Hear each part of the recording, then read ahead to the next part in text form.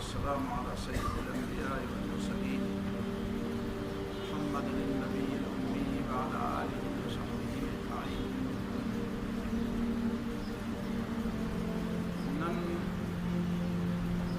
दलता पर लिस्ट करूँ हसन बसरी रहमहुल्लाह ने मखकिनी के लिए शवे तो नन महमूद हज़रत उमर इब्न अब्दुल अज़ीज़ बसीरत पाने खबर उमर इब्न अब्दुल अज़ीज़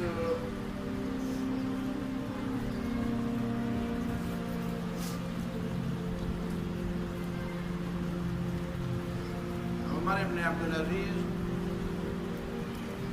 दा खुलफाओं की पिंजम खलीफा शुमारी सहाबी न दे हज़रत अली रज़ी अल्लाह ताला अन्हु न बाद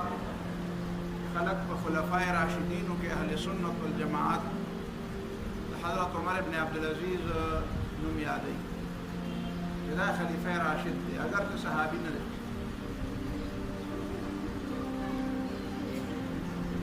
दा हज़रत उमर इब्न अब्दुल अज़ीज़ ढेर ज़्यादा अजीब कारनामे अब्दुल अज़ीज़ दा अब्दुल मलिक ज़ुवेव ददन मख के सुलेमान इब्न अब्दुल मलिक खलीफा सुलेमान इब्न अब्दुल मलिक नमख के वलीद इब्न अब्दुल मलिक दाद बनु मरवान देम न मरवान वसैद दाद बनु मरवान बनु उमैया खानदानी हुकूमत कम खिलाफ के हजरत इमाम हुसैन रज़ी अल्लाह ताला अन्हु मैदान तरावते ये वजीबा इत्तिफाक दादे कम काल की 10 मुहर्रम बाने सन 61 हिजरी के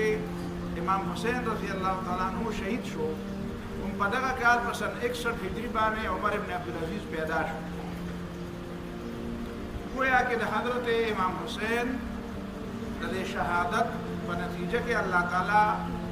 देवदा से कस्त पैदा के दो फैसला उकड़ा कि आगम आगा कारू की जिकम कार हजरत इमाम हुसैन रुख्तो जमुंगा उस्ताद से खुदा तसवूरी जिकम सड़े जद्दोजहद की नो आगा वाड़ी च नगद देरा खपल नतीजा खपल अमल आगा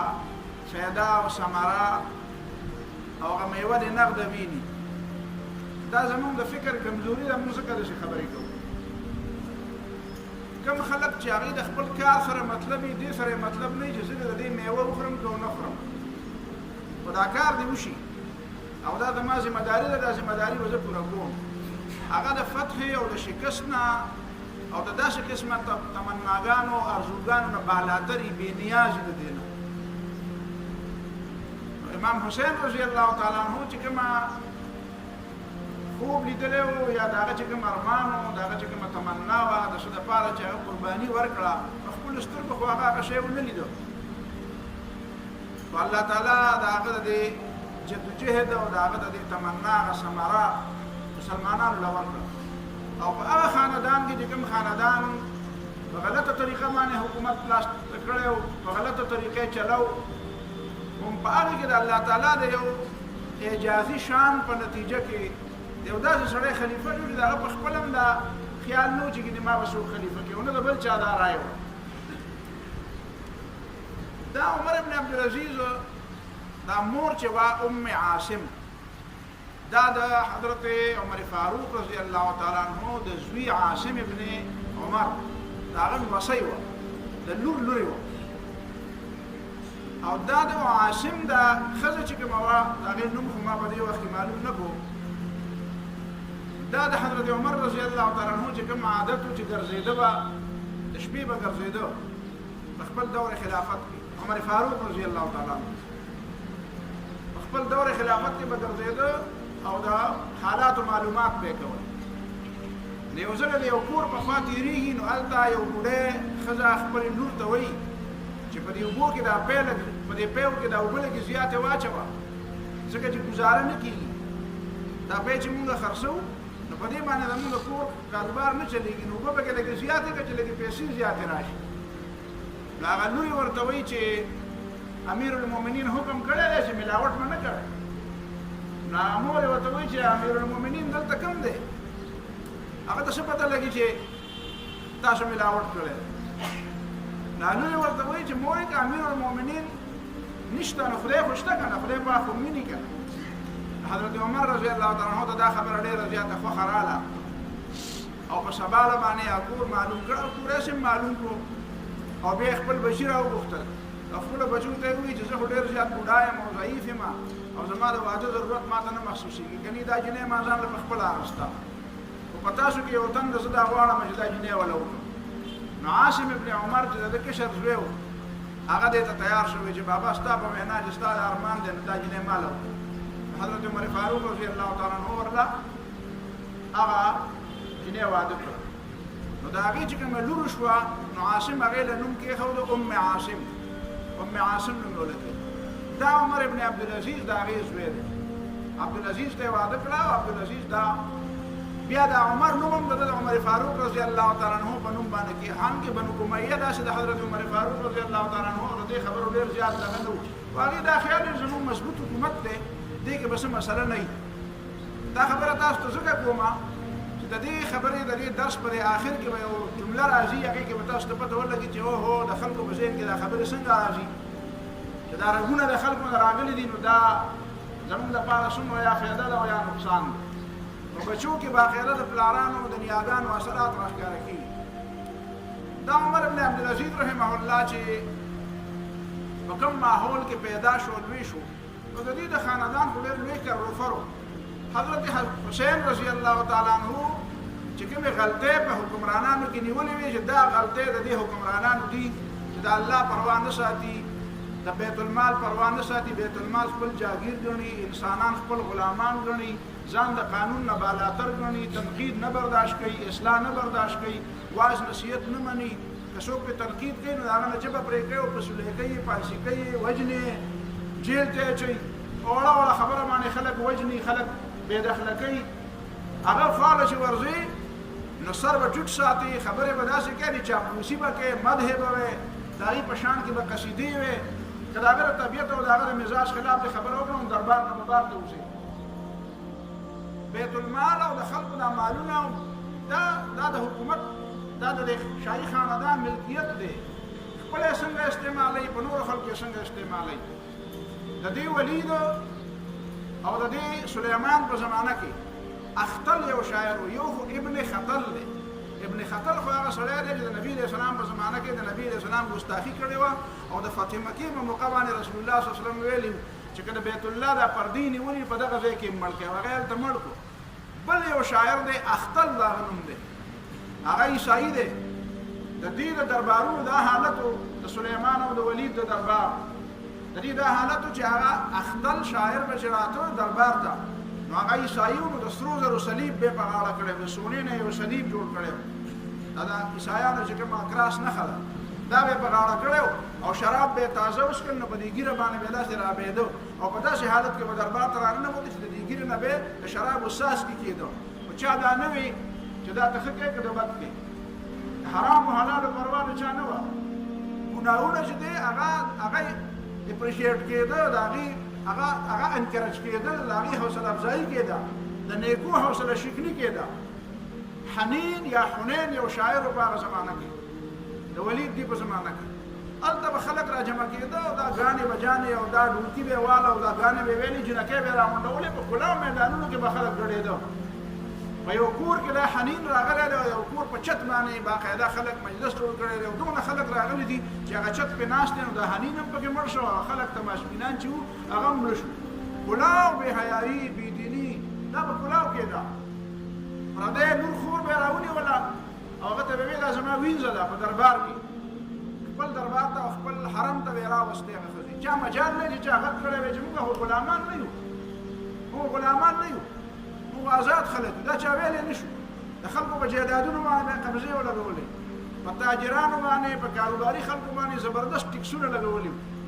تجارتونه او کاروبارونه خلکو ته ګران و دې ځای نه مال هغلته وړي چونګې ورکړه د هغه ځای نه مال هغلته وړي چونګې ورکړه ټکس ورکړه خلک یې خولې له راوستي هغه زمانه کې به خلک ډېر زیات مسلمانېده نو حکومت په دې پابندي ولګوله چې خلک به نه مسلمانېږي خلک به نه مسلمانېږي ولې ځکه چې مسلمان شي نو بیا خو د هغه نه موږ ټکس نه شو جزیه نه شو اخیستی خراج او جزیه په مال کې خراج دی په ذات کې جزیه ده نو دا خو دوه د مدني ډېر غټ غټ ذریعې وې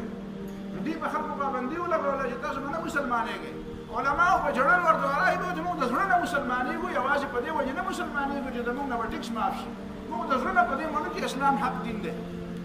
وایي نه تاسو باندې پابندي تاسو به نه مسلمانېږئ د علماو غریبانانو به د هغې سره ناست وو د هغې سره به یې خپل غم شریک کړي چې اوس موږ څه وکړو حکمران به دا خبره مني نه دا صورتحال دوی په سونو کې او په هیرو جواهراتو کې او په شرابو کې او په عطرونو کې لوبې کولې او د عوامو حالت داسې بد و چې هغې خبره نه شوه کولی د حضرت عبدالله ابن زبیر زوی د سلیمان ابن عبدالملک په زمانه کې د عبدالله ابن زبیر وی خبیب د هغه نوم دی خبیب هغه صرف په دې وجه چې دا د پلار زوی دی او د پلار د مون خلاف عبدالله ابن زبیر او د هغه سره مون جنګ کړی د 50 کالو په عمر کې هغه د حرم په دروازه کې ونیو اول یې خو په د پاسه پر یخه په کوړو باندې وو اول یې خو 50 کوړې لګاو بیا 50 کوړې لګاوېدو نه بعد یو مشک راوړو د یخ اوبو او د حرم په دروازه کې ودرو او د پاسه به اوبه داسې راسسولې او په داسې حالت کې د هغه نه ساه ووته او مړ شهید شو دومره ظالمانو دا خلک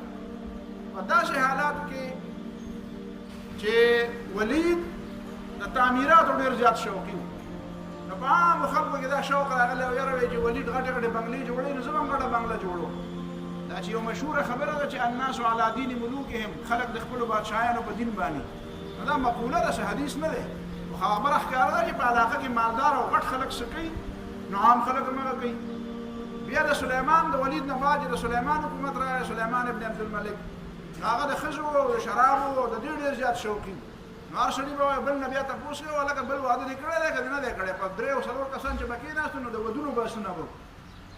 دا هغه زمانه وه چې په دې کې یو ځل سلیمان ابن عبدالملک آخر بیمار شو چې بیمار شو نو د خپل زامنو واړه واړه هغه یې راوپوښتو هغوی ته یې داسې وکتل وایي چې یاره که زه تاسو یو کس خلیفه کړم نو خلک تاسو نه مني ستا د روب داب بنئ نو د دوی یو وزیر و په هغه زمانه کې به یو وزیر و د هغه نوم و رجا بن حیوه ډېر لوی عالم و ډېر لوی متهجد ګزار ډېر پاک سړی و په خپل انتظار به یې کوو چې یاره موقع راشي او د هر سړي خپل یو مزاج دا خلکو سره یې وخت تېروي چې یاره یو موقع به راشي په یو موقع کې به چېرته غټ کار وکړو نو ده د دې رجا بن حیوه نه تپوس وکړو چې زه خو دا دی مرمه او بیمار یم ډېر سخت دا راته ووایه چې څوک خلیفه کړم نو هغه ورته وایي چې که زما منې یو سړی دی په دې سړو کې عمر بن عبدالعزیز د ده په وخت کې 37 سال عمر و 43 کاله عمر و جوان وی دی خلیفه کړم او دا عمر بن عبدالعزیز د مدینې منورې ګورنر هم پاتې شوی و د عمر بن عبدالعزیز طریقه دا وه د ده به 50,000 اشرفۍ سالانه آمدنو د ځمکو د جاګیرونو او د کاروبارونو نه ده به چې یو ځل یو جوړه جامې واغوستې دوباره د ده په غاړه کې هغه جامې چا نه وې لیدلې هغه به بیا لرې کړې نوې جوړه به یې اغوسته په ټولو نه قیمتي جامې به یې اغوستې داسې به په یو علاقه باندې په یو ځای باندې داسې لاړه او بیا به د ده نه 20 منټه پس په دغه لاره نور خلک تله نو هغې ته به پته لګېده چې په دې لاره عمر بن عبدالعزیز تللی دی ځکه چې هغه لاره به ټوله خوشبویه وه ده به داسې قیمتي عطر لګول دا عمر بن عبدالعزیز په باره کې د هېچا په ذهن کې دا نه وه چې دا دونه انقلابي سړی دی البته دا احادیث ویلي علم یې حاصل کړی او علم ورسره د علماو په مجلس کې چې به کېناستل نو علماو به دته اهمیت ورکوو چې او د دم یو رایې ده ده سره داسې علم هغه زمانه د علم زمانه وه نو رجا بن حیوه وله مشوره ورکړه دا عمر بن عبدالعزیز دی د خپل ځان نه پس خلیفه که هغه خو په انتخاب دا د ده تره زوی دا سلیمان بن عبدالملک او دا عمر بن عبدالعزیز عبدالعزیز او عبدالملک دا دواړه د مروان زامنو نو دا د دې د تره زوی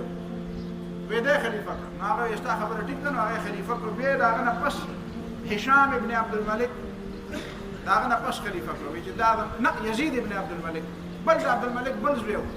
وی زمانه پس به سلیمان وی زمانه پس به خلیفه عمر ابن عبدالعزیز او د عمر ابن عبدالعزیز نه پس به خلیفه یزید ابن عبدالملک یزید ابن عبدالملک ابن مروان هغه هم یزید دا چې دی مړ شو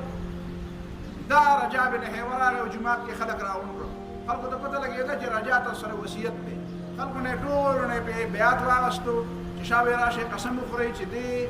کاغذ کې چې د چا نوم دی دا به ستاسو خلیفه او دې کې به اینډ پینډ اخوا دېخوا به نه کوئ ټولو خلکو قسم وخوړو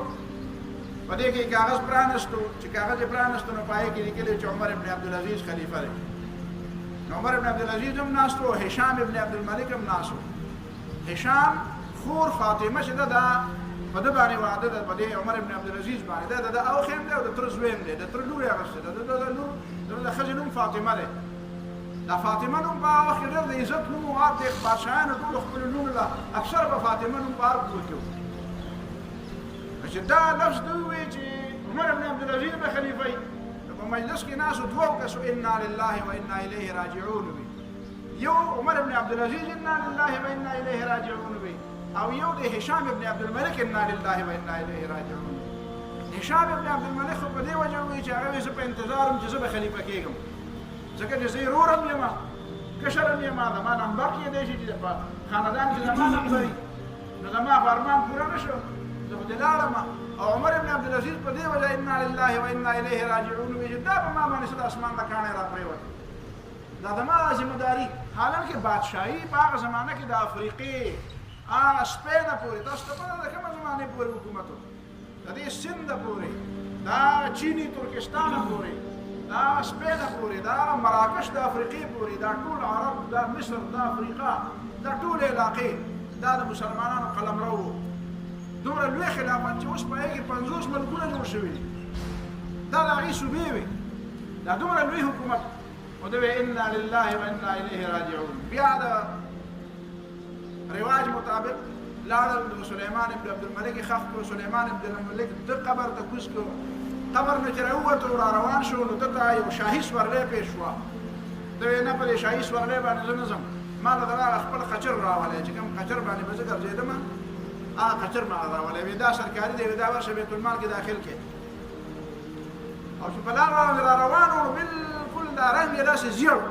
رنګ یې زیړ و، داسې را روان وو لکه ته به یې سړي ساه وتي. سیده راغی جومات ته، جومات ته یې خلکو ته ویې راغونډ شئ، چې راغونډ خلکو ته یې تاسو ته 3 خبرې کوم. اوله خبره دا ده چې تاسو ته پته ولګېده چې زه خلیفه شوی یم. دا زه چې خلیفه شوم زما پلار په غلطه طریقه خلیفه شوی و، زما نیکه په غلطه طریقه خلیفه شوی و، زما ټول خاندان په غلطه طریقه خلیفه شوی. دا طریقه په اسلام کې نشته، لهذا تاسو آزاد یې، څوک چې خلیفه کوي هغه خلیفه کوي. نه زما نه چا تپوس کړی دی، دویمه خبره دا ده ما نه چا تپوس نه کړی تا خلیفه کوم. درېیمه خبره دا ده چې تاسو مسلمانان یې، د خلافت خو د مسلمانانو حق دی، دا خو د چا د نامزدګۍ په وجه نه کېږي. زه خو نامزد شوم، د نامزدګۍ په وجه زه خلیفه نه یم، لهذا تاسو پوه شه او ستاسو خلیفه پوه شه. د منبر نه راکوز شو او وایي چې څوک ځان له خلیفه کوي هغه ځان له خلیفه کوي. ټول خلک ورته راغونډ شو، ورته یې وایي چې بس موږ په خپله خوښه باندې تا خلیفه کوو. او آخر کار خلکو مجبوره کړو، بیا منبر ته وخېدو، منبر ته بیا وخېدو،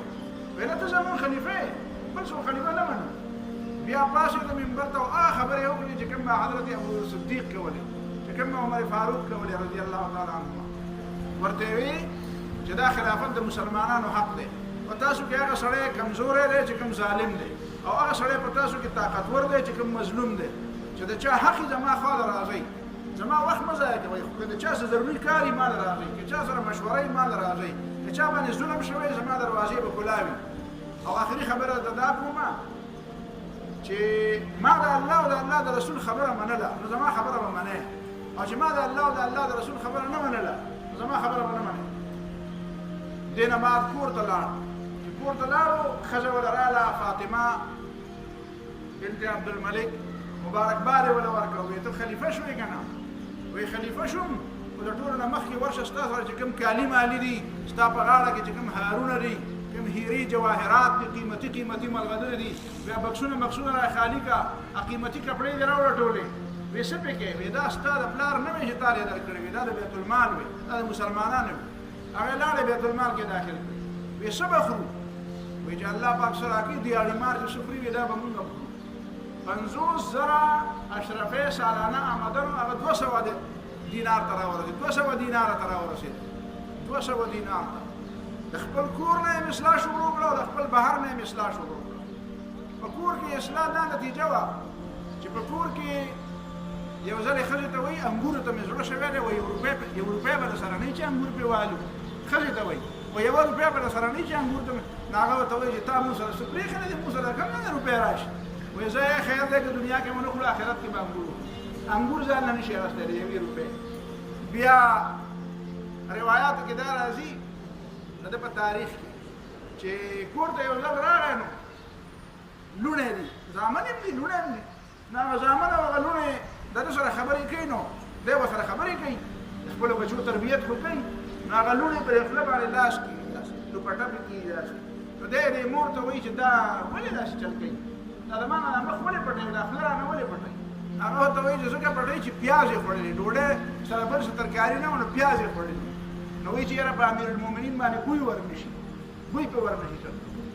هغه وایي زه خیر دی بچو دا خو څه خبره نه ده خیر دی پیازو سره ډوډۍ خو چې پلار هم چېرته دوزخ ته لاړ نه شي ستاسو دا خوښه ده چې تاسو د چرګانو او د ګډانو سره خوراک کوئ او ستاسو پلار بیا جهنم نه لاړ شي هغه وایي نه دا هم نه ده وایي چې دا هم نه ده خوښه نو بس دا درله ښه ده خیر دی پلار خو هم د جهنم نه بچ شي که بهر دنیا خلکو د خپلو خاندان خلک شروع د خپل ځان نه او د خپل دا بنو امیه شهزادګانو دا هر شهزاده ځان له وظیفې وې دا هر شهزاده ځان له ځمکې وې جایدادونه وو جاګیرونه وو ټول جاګیرونه یې واغېسته او هغه یې په بیت المال کې داخل کړل ټول جاګیرونه یې واغېسته خلک حیران شو چې د دې عمر بن عبدالعزیز نه به څنګه خلاصېږي دا په تاجرانو باندې چې دا کومې پابندۍ تا ته ما ویلې ټولې پابندۍ اوچتې کړې تاجرانو باندې پابندۍ اوچتې کړې ټول عامو خلکو ته یو ریلیف ورکړ یو اساني خلکو ته ورکړه ناست به و د شپې به د حکومت کار کوو نو ډیوه به لګېدلې وه چې یو سړی به راغی خپله سرکاري خبره راغلی که ذاتي خبره راغلی وی نه جي سرکاري خبره ده سرکاري خبره به یې وکړه نو بیا به یې ورته ویل یاره جي یو خبره ذاتي م کومه وایي چې ذاتي خبره کوې نو ډیوه به یې مړه کړه وی دا ولې وی دا تېل خو زما نه دي دا خو د سرکار دي بیا به یې خپل کور نه شمه راواغېسته وی هغه یې بله کړه وی دغه به مې ذاتي خبره کوې نو د دې شمې زما د کور د شمې په رڼا کې به خبره کوم حکومت کارندګانو ته ګورنرانو ته لیکلي وو چې دا تاسو چې دا دومره یو کاغذ یو په هغې باندې تاسو لیکل کړي او بل ورته بیا بل دونه کاغذ راغلی او یا په یو کاغذ یوه خبره ولیکي او په هغې کې دا غاړې غاړې خالي پاتې شي او بل کاغذ راوړي په هغې کې هم دا غاړې غاړې وایي دا خو سرکاري کاغذ دی وایي دا قلمونه ډېر ګټوی یم دا قلمونه لږ نري کې چې په یو کاغذ کې ډېر لیکل راشي بیا وایي چې په یو کاغذ کې یوه خبره مه لیکې په یو کاغذ کې دوه څلور پنځه خبرې چې څومره ستا ضرورت یې ټولې پکې ولیکه دا سرکاري کاغذونه دي دا سرکاري بیت المال باندې دومره زور مه راولئ دا د ده طریقه وه دې نه بعد ته چې کوم اصلاحات په ملک کې وکړو خلک وله راله ورته یې ویې دا تا چې کومه طریقه شروع کړې ده نو بیت المال خالي شو ته خو وایې مسلمانانو باندې پابندي چې کومه لګېدلې وه چې نوی شو به څوک نه مسلمانېږي دا پابندي ختمه کړه اوس زرګونو خلک به روزانه مسلمانېده نو هغه د خزانې هغه چې کوم وزیر و یا مشیر و هغه وله راغی ورته ویې صاحبه خزانه خو خالي شوه وی دونه پیسې به د بیت المال ته راتلې د هغې خلکو نه چې کوم به نه وي مسلمانان چې کوم به عیسایانو یا به یهودیانو اوس به هغه عیسایان او یهودیان ټول راځي او مسلمانېږي چې چا مسلمانېږي نو جزیه او ټکس خو ختم شو نو خزانه خو خالي شوه نو دی ورته وایي وی الله تعالی محمد رسول الله صلی الله علیه وسلم پیغمبر لېږلی او چې خلکو ته سمه لار وښیي دی تحصیلدار او ریونیو افسر یې نه و لېږلی چې خلکو نه پیسې راجمع کړي او خزانې ډکې کړي پیغمبر علیه الصلاة والسلام ریونیو افسر نه و چې د خلکو نه مالونه راجمع کړي او خزانې ډکوي پیغمبر علیه الصلاة والسلام هادي و خلکو ته هدایت کو رهنمایي کوله علما یې راجمع کړو ورته ویې دا خلک په دین پوهه کې یو ځل یې علما هم راجمع کړو ورته ویې د علم او د دین داسې خبرې دي چې ما ته معلومې دي او زما اراده دا ده چې تاسو په دې پوهوم چې پر روان مخکې کومې فتنې را روانې دي او د قرآن او سنت نه به کومه رهنمایي اخلې وایي که ژوند راله خدای راکړو نو دا درسونه به تاسو ته کوم او که ژوند یې رانه کړم پر دې ژوند دونه ډېر مین هم نه یم ډېر پروا مې هم پرې نشته ډېره پروا نه ساتم یعنې دا ورته پته وه چې زما خلاف به سازشونه کېږي ابو بکر ابن حزم یو ډېر لوی عالم دی په خپله ابو بکر دا رستنی ابن حزم نه مخکینی دی ابو بکر ابن حزم یې راوسته ورته یې یو کار وکړه ډېر اهم کار دی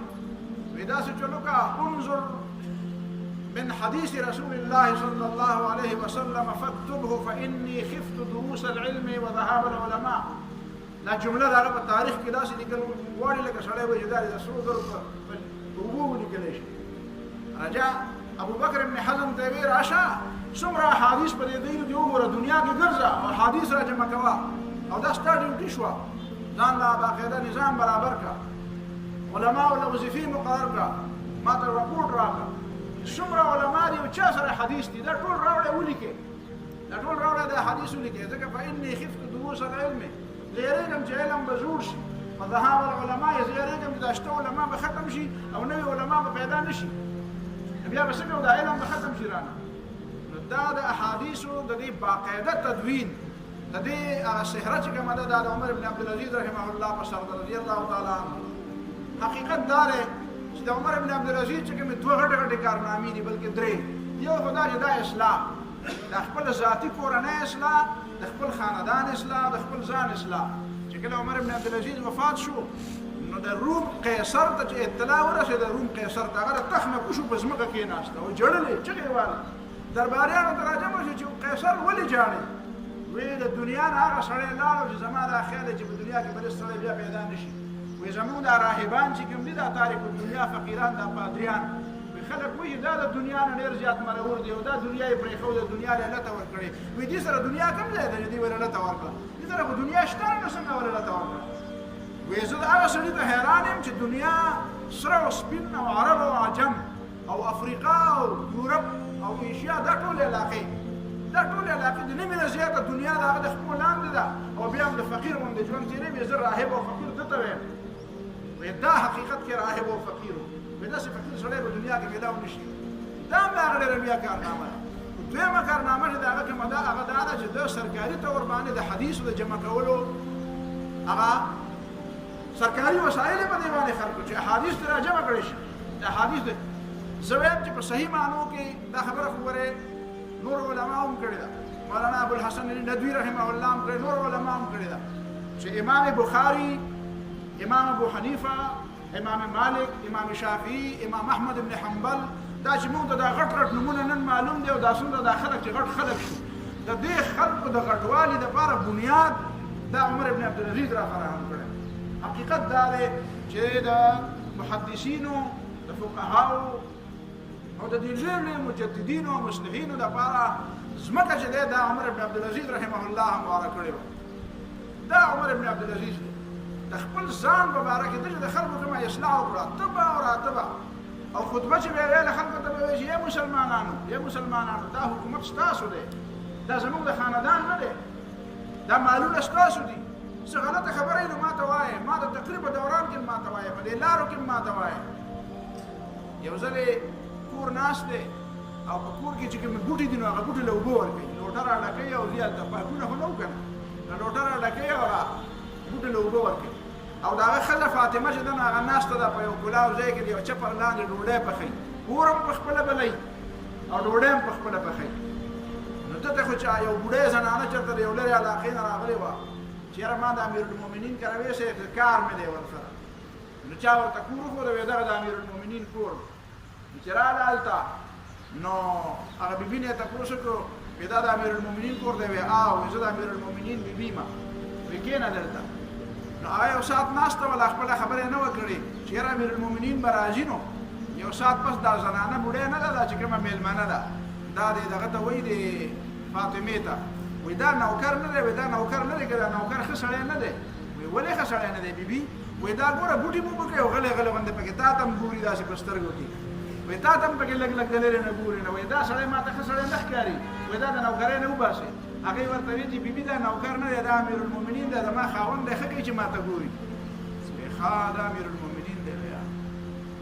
وایي زما خو به ډېر زیات ضروري کار دی. وایي ښه ده نو ته ووایه کار. نو اواز یې ورته وکړو دا زنانه بوډۍ وایي چې زما د ده سره کار دی. نو هغه راغی بوټي یې پرېښوده، راغی کېناسته، وایه بې ته څه وې؟ وایي یاره جي زمونږ خو هلته کې زمونږ نه چا څه ځمکه او جایداد ګڼ کړی دی، نو مونږ سره د انصاف وشي. نو لیکلې وله ورکړم هې دا خبره دی واله انصاف به در سره وشي، او چې ور سره نشه بیا راشه ماله. بیا ورته وایي چې یاره جي زمونږ په لیکلي کې یو غریب دی، زما زوی غریب دی، نو هغه له لږه وظیفه نه مقرروی. وایي ښه چې غریب دی نو مقرره کړم دا وله وظیفه وایه. بیا ورته بل کس یاد کړ، وایي یاره جي هغه ډېر ده چې ده به ورته دا وظیفه لیکله نو هغې به وایي الحمدلله الحمدلله. نو په څلورم ځل ورته بل یو کس یاد کړ، وایي یاره جي یو بل کس دی او ده له هم وظیفه ولیکه، نو هغه له هم ولیکله. نو وایي امیرالمؤمنین ستا ډېره زیاته مهرباني. هغه وایي بس بیا نورې خبرې به نه کوې، بس زما مهرباني د دې معنا دا چې ستا زه چې کوم ذهن جوړول غواړم ستا هغه ذهن نه دی جوړ شوی، لاړ شه ته خپل مخکې ذهن ټیک کړه. وی څه چل مې وکړه څه غلطي مې وکړه وی چې دا څلور ځله دله ما وظیفې ولیکلې نو تا به وی د خدای شکر دی او چې په څلورم بچي نه مې پنځمه خبره مې درته ستاسو اول مخکینۍ فیصلې وه ولې دا بله خبره مې درله لیکله نو تا ما ته وی چې امیرالمؤمنین صاحب ستا ډېره مهرباني ولې دا زما د پلار جایداد دی چې ما تاله ولیکلو ستاسو په دماغو کې اوس هم هغه د بادشاهۍ تصور ناست دی دا مې درله سزا درکړه چې زه لاړ شو دا تصور دې ټیک کړه دا حکومت چې تا له څه درکوي دا زمونږ د طرف نه په تاسو احسان نه دی لکه دا نن چې موږ سره څه کېږي که نه وی دا یاره جیبه دا به چې ډېر زیات احسان دی صاحب موږ عزته کې افسر له خلک لاړ شي ویل دې ستاسو ډېره مهرباني وایي لکه دی چې د پلار د کوره مونږ له راکوي دی چې په دې کرسۍ کښېني که نه نو به دته ځان بیا سروسمین نه ښکاري دا پبلک سروس دا پبلک سروینټ ځان ته نه وایي دا به ځان ته افسران وایي افسران دا تصور دا د اسلام تصور نه دی د اسلام د شورایي نظام تصور نه دی د خلافت تصور نه دی دا د خلفای راشدینو د عمر بن عبدالعزیز هغې خلکو دا تصور ختمو وی تا له ځکه بل پروانه نه لیکم چې تا زما شکریه ولې ادا کړه تا د الله تعالی شکریه ولې نه ادا کوله دا ټولې خبرې رالې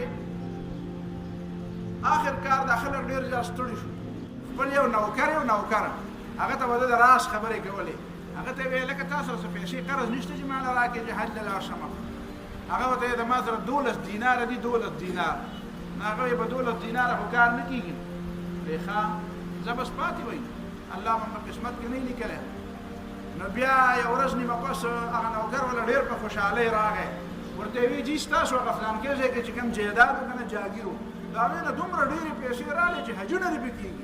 هغه ورته ویلې دغه پخوا زما وی خو اوس زما نه دي وی دا به په یو دور کې زما وی چې زما اختیار نه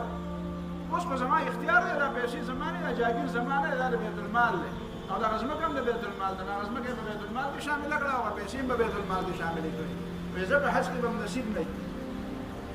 د ده ترور ده د هغې هم فاطمه نوم دی خلک راجمع شو او ورته یې وی داسې چل وکړه چې دا عمر بن عبدالعزیز خو د بل چا خبره نه مني خو ستا خبره به ومني ته لاړه شه ورته ووایه چې کم از کم په مونږ پسې خو ډانګی به راله که نه عدل کې انصاف کې په خپله په ځان لوږې تېرې سختې تېرې تکلیفونه تېرې په خپلو بچو یې تېرې نو په مونږ خو یې مه تېروه که دا خو زمونږ جایدادونه دي زمونږ پلارونو نیکونو جګړې کړي دي دا جاګیرونه یې ساتلي دي دا چې وړې خبر په دې خو مرګونه شوي دي او تا زمونږ د خولې نه نوړی واخېسته نو څه دی مطلب هغه ښځه هم ډېره تکړه ښځه وه د ده ترور وه د پلار خور یې وه نو هغه راله او دته ډېر په سختۍ سره خبره ځکه چې هغه خپل هغه یې پې لیده چې زما لحاظ به کوي ډېرې سختې خبرې یې ورته وکړې هغې ورته وویل چې داسې چل دی مور یې ترور یې د مور په ځای وي د پلار خور مې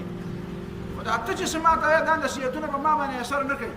دا ته چې کومه خبره ما ته کوې دا نصیحتونه به ما اثر نه کوي که د الله او د الله د رسول څه خبره سره یې ما ته وښایه که د الله او د الله د رسول څه خلاف ورزي مې کړي نو ما ته ووایه که نه ته چې ما له څه نه یېرې او دا ته چې ما ته کومې خبرې کې دا نصیحتونه به ما اثر نه کوي نو هغې ورته یو پټه غوندې خبره وکړه وایي خبرې دا ته چې څه کوې د دې نتیجه ډېره زیاته خطرناکه ده نو دی خو پوه شو چې دا ما ته څه وایي مطلب یې دا دی چې خلک به دې مړ کړي نو حضرت عمر بن عبدالعزیز ورته یو جمله ویلې وه ورته وایي چې ترورې زما دې په الله قسمي چې که د قیامت نه علاوه بل شی داسې چې زه د هغې نه یېرېږم نو خدای دې ما د هغې نه اډوبچ نه کړي قسم یې ورته وخوړو چې که د قیامت د یرې نه علاوه د یو بل شي یره زما په زړه کې نو د هغې یرې نه د خدای الله تعالی ما ډوبچ نه هغه پوه شو چې دا سړی خو د مرګ نه یېرېږي دا د مرګ نه پروا نه ساتي په دې منځ کې داسې چل وشو چې خوارج څه خلک داسې دي چې هغوی د دې عمر بن عبدالعزیز د حکومت خلاف هم راپاڅېد مخکې خو بهانه دا وه چې دا حکومت ظالمان دي اوس یې نورې بانې جوړې کړې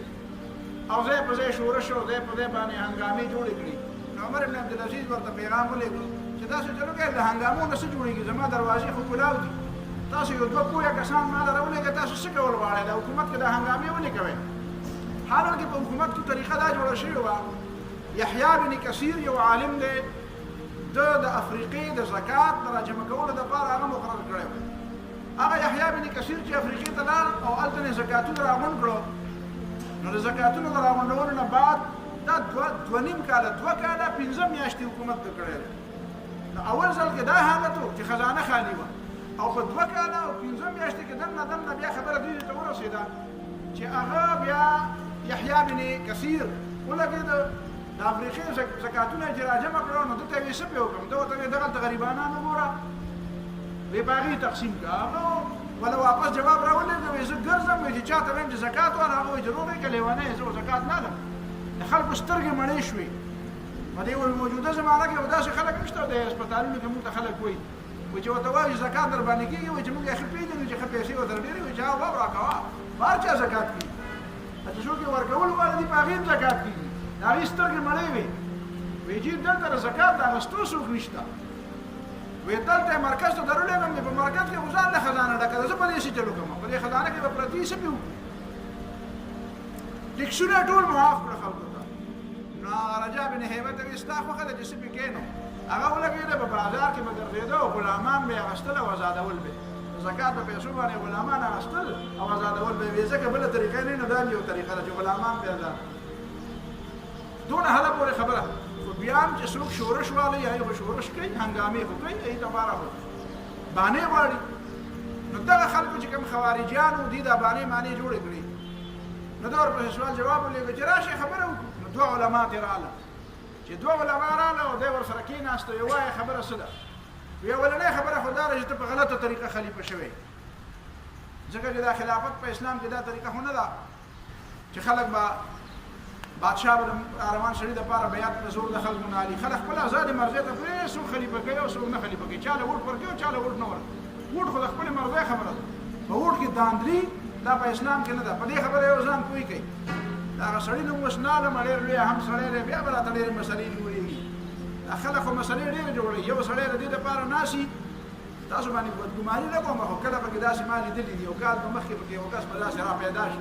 چې تا به سمه خبره وکړه نو هغه به ګوره دا یې ویل ورګه په نور مولیانو ته وایي چې سړی خدا سي خبره وکړه نو څنګه دا سړی نوم نالم هغه لګلې د یو سړی لپاره ووټ غواړي البدايه والنهايه حواله بدل درکم که څوک بیا علماء کنا او ما نه حواله غواړي چې حواله ولا ورکړم نو یو سړی کوي وی ورشه او پلار ته دی وایي دا فلان کې علاقه خلکو له لاړ شي او دا غینه ووټ والی زما د خوښ سړي د پاره زویم چې زما د مرنه بعد په فلان کې خلیفہ زما زوی به خلیفہ نو هغه لاړو د خلکو نه ووټ واغست نو چې بیا واپس راغی نو دا زوی راولېږه د بادشاه صاحب له نو هغه ته تپوس وکړو وی دا راته ووایه چې ستا پلار دغه پلانکۍ علاقې د خلکو نه د هغې دین په څو روپۍ واغسته البدايه والنهايه د حافظ ابن کثیر بكم اشترى ابوك منهم دينهم ستا پلار دغه پلانکۍ علاقې د خلکو نه ووټ یعنی ووټ لفظ یې ونه وي رای لفظ یې ونه وي څه یې واغسته دین وی ستا پلار هغه خلکو نه د هغوی دین په څو روپۍ واغسته هغه ورته وایي په 10,000 روپۍ د 10,000 روپۍ د ټولې علاقې د خلکو نه ووټ واغسته هغه ورته جواب ورکړو وی اذن دینهم علیهم لرخیص وی د دې دا دین خو ډېر زیات ارزان نه دی د دې دا دین خو ډېر ارزان نه دی چې په 10,000 روپۍ باندې ټولې علاقې ووټ ورکړو ووټ ته به خلکو دین وي رایې ته به دین وي دا خو نن سبا دا د دنیا کار دی په دې خبره نه کوم چې چاله ورکړم ما ته پته نشته چې چاله ورکړم څوک نه پېژنم ته څوک نه پېژنم که ته پېژنې ولې ورکوه ته د چا ایجنټ نه یم دلته چې دله ووټ ورکړه خبره مې ته د دین کوله نو هغه خلک راغله وایي ستا تقرري غلطه شوې ده بادشاہ خلکو ته وی دا زمانه پس کړي هغه ورته وایي ستاسو د په خدای قسم تاسو په دې ګواه نه چې ما منبر پرېښود او زه راکوشم ما خلکو ته وایي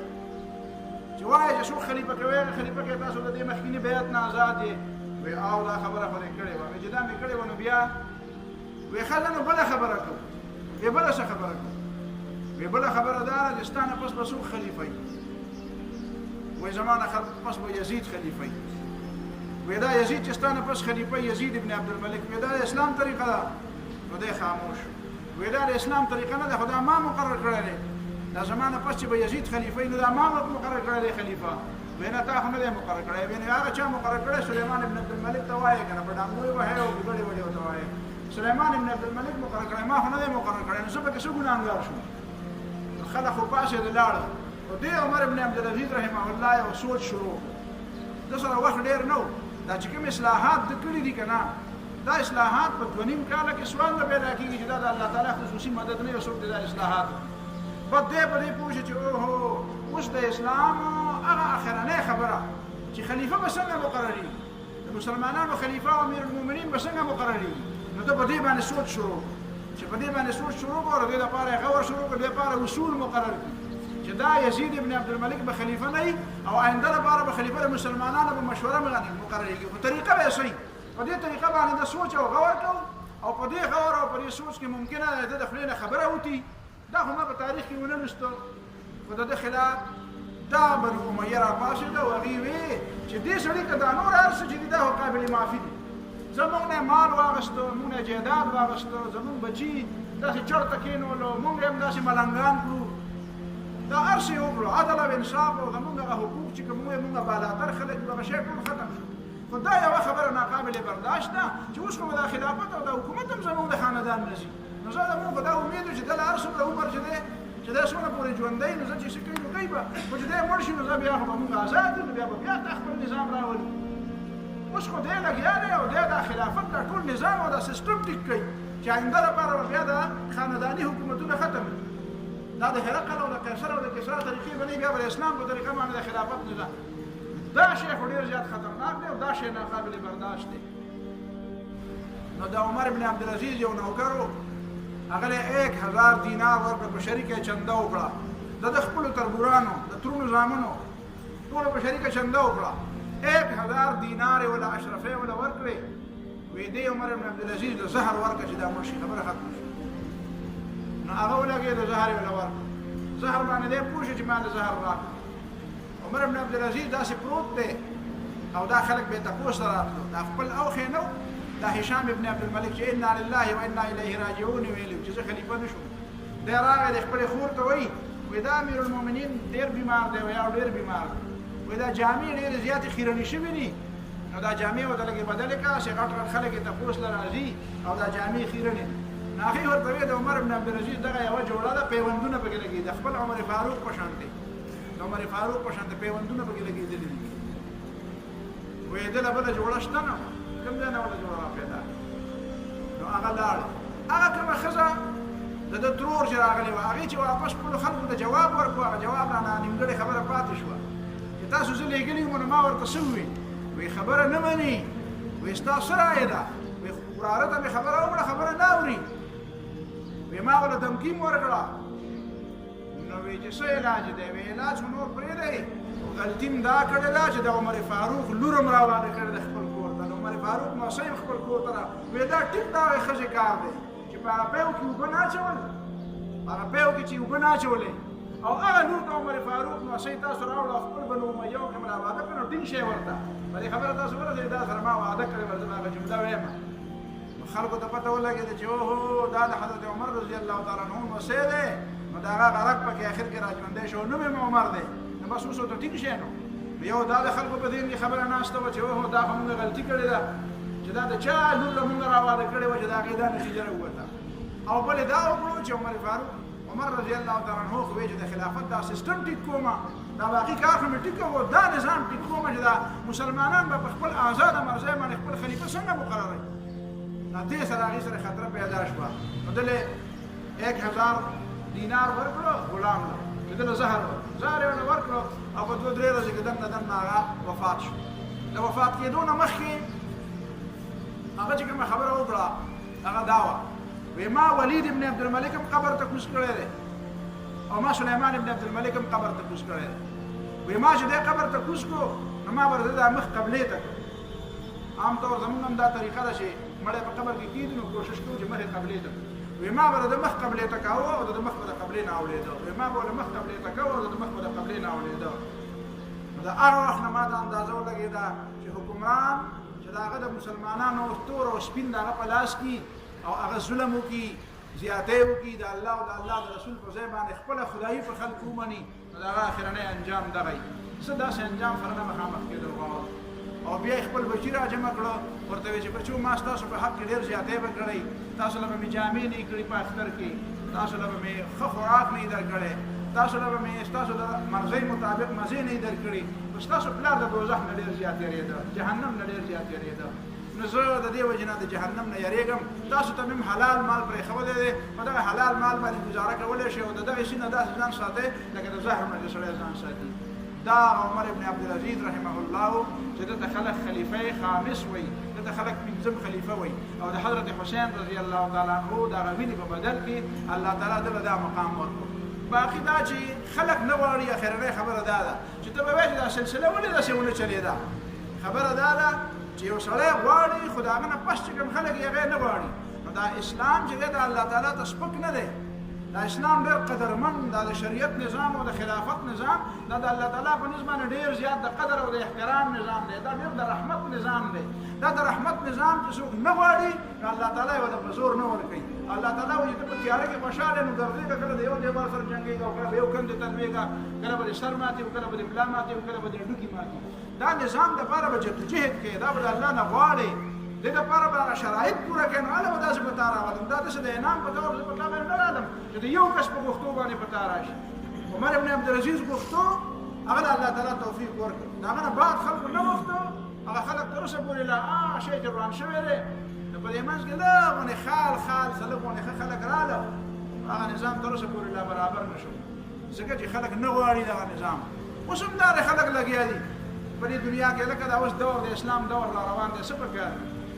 خلک ګورئ تاسو، مسلمانان په دې خبره کې سنجیده نه دي. مسلمانان نه د خپل تاریخ نه خبر دي، نه د خپلو فرایضو نه خبر دي، او نه د ذمه دارو نه خبر دي. الله رب العالمین دې مال او تعالی د پوهې توفیق راکړي، او الله رب العالمین دې موږ دا توفیق هم راکړي چې موږ په خپلو سترګو باندې د هغه خلافت هغه نظام په خپلو سترګو په دې وطن کې په دنیا کې وینو، د کوم دپاره چې امام حسین رضی الله تعالی عنه هم سر ورکړی او عمر بن عبدالعزیز هم سر ورکړی.